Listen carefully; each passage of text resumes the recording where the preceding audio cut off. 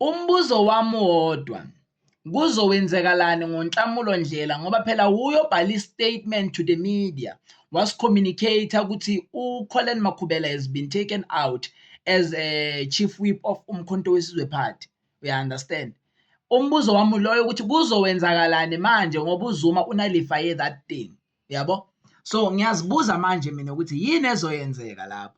Yini abazoyenza ngoNhlamulo Ndlela because nayibhala i-statement without consulting the president wa-verify ukuthi the information is true what, or he will justify himself that he was taking orders from the highest office, which is the office of the deputy president, or vele nothing was going to happen because uyiskemu sikaDudu.